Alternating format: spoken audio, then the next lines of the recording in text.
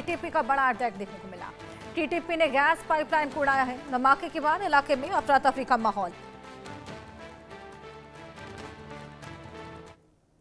तो टीटीपी के ये ताबड़तोड़ हमले अब देखने को मिल रहे हैं। गैस पाइपलाइन को उड़ा दिया है टीटीपी ने। धमाके के बाद इलाके में अफरा तफरी का माहौल। ये बड़ी खबर पाकिस्तान से। खैबर पख्तूनख्वा में देखिए किस तरीके से विध्वंस मचा हुआ है। टीटीपी लगातार ये हमले कर रही है।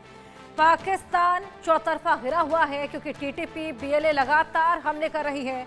अफगानिस्तान का प्रहार भी देखने को मिल रहा है। अब इसी बीच खैबर पख्तूनख्वा में या फिर बलूचिस्तान में पीओके में लगातार ये आवाज बुलंद है कि हम अलग होकर ही रहेंगे। अगर यूं ही स्थिति बरकरार रही पाकिस्तान में तो जल्द ही वो दिन आ जाएगा जब पाकिस्तान खंड खंड नजर आएगा। पाकिस्तान से ये बड़ी खबर है। टीटीपी ने पाकिस्तान में कोहराम मचा दिया है। खैबर पख्तूनख्वा में टीटीपी का ये बेहद बड़ा अटैक देखने को मिला। टीटीपी ने गैस पाइपलाइन को उड़ा दिया है। धमाके के बाद से इलाके में अफरा तफरी का माहौल। बीएलए टीटीपी लगातार इंतकाम नहीं रहा। इससे पहले हमने देखा बीएलए ने किस तरीके से पाकिस्तानी सैनिकों को निशाना बनाकर बेहद बड़ा हमला बोला। अब ये टीटीपी का बड़ा अटैक देखने को मिला है। खैबर पख्तूनख्वा में गैस पाइपलाइन को उड़ाया गया है और धमाके के बाद से ही इलाके में अफरा तफरी है। तमाम पाकिस्तानी सैनिकों ने अपनी जान गंवाई है और कुछ यूं ही टीटीपी बीएलए लगातार हमले बरसा रहा है। और जानकारी लेंगे, अजय जांडियाल हमारे सहयोगी हमारे साथ जुड़ गए हैं। अजय, देखिए टीटीपी लगातार हमलावर है, बीएलए भी लगातार हमले कर रहा है। अब वो दिन दूर नहीं जब पाकिस्तान खंड खंड नजर आएगा, क्योंकि पाकिस्तान अपने आंतरिक कलों पर एक भी नजर नहीं दौड़ा रहा। पाकिस्तान जो कि अफगानिस्तान पर तो देखिए हमले बोल ही रहा है, लेकिन उनके पाकिस्तानी सैनिक कितने विफल है कि ना टीटीपी के हमले रोक पा रहे हैं न बीएलए के। देखिए, आपने बिल्कुल ठीक कहा। जिस तरीके से पाकिस्तान की मौजूदा स्थिति बनी हुई है उसमें साफ है कि पाकिस्तान अभी संभलता नहीं दिख रहा है। पाकिस्तान का फोकस जो है वो आतंकी तैयार करने में है। पाकिस्तान का फोकस जो है वो इमरान खान और उसकी पार्टी को तबाह करने में है।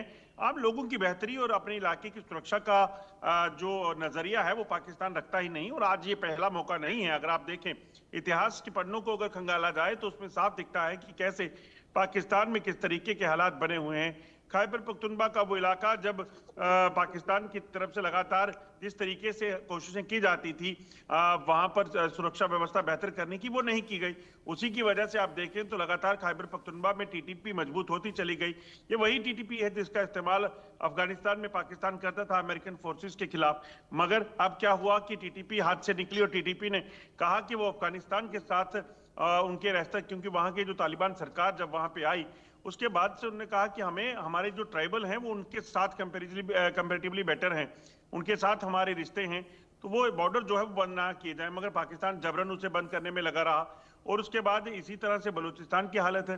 तो पाकिस्तान ने आम लोगों की अपने इलाके की सुरक्षा पर जोर नहीं दिया, बल्कि वहां पर जो अत्याचार किए उसका ही खामियाजा आज पाकिस्तान को भुगतना पड़ रहा है। आज गैस पाइपलाइन को जो उड़ाया है उससे ठीक पहले आप देखें तो पाकिस्तान ने एयर स्ट्राइक की थी और ड्रोन हमले में जो है वो 10 लोगों की मौत हुई, जिसमें एक महिला और 9 बच्चे शामिल थे। ये अपने आप में बताता है कि कैसे बर्बरता उन लोगों पर बरसाई गई, जिसके बाद वो लोग जो है इस तरह से मुखर हुए और लगातार पाकिस्तानी सेना के खिलाफ उतरे हुए हैं।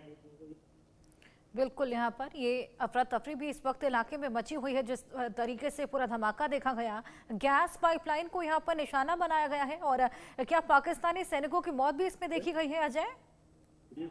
देखिए, अभी तक आंकड़े सामने नहीं आए हैं, मगर इस चीज की संभावना जताई जा रही है कि गैस पाइपलाइन को जब सुरक्षा जो सेना देती है उसमें उनका भी नुकसान हुआ है। और ये पहला वाकया नहीं है, इससे पहले भी इस तरह से गैस पाइपलाइन को उड़ाया गया है। मगर इस गैस पाइपलाइन को उड़ाने का मकसद जो है कहीं ना कहीं इकोनॉमिकल डैमेज जो पाकिस्तान को देना है वो होगा, क्योंकि इस इलाके में आप सोचिए जो रिफाइनरीज हैं उनको इसका सीधा जो है इफेक्ट पड़ने वाला है। बिल्कुल बिल्कुल अजय, जिस तरीके के हालात इस तरीके से अब साफ होता है कि नाकामी पाकिस्तानी सेना की साफ नजर आ रही है। बहुत शुक्रिया ये तमाम जानकारियां साझा करने के लिए। तो एक तरफ से टीटीपी हमलावर है, एक तरफ से बीएलए लगातार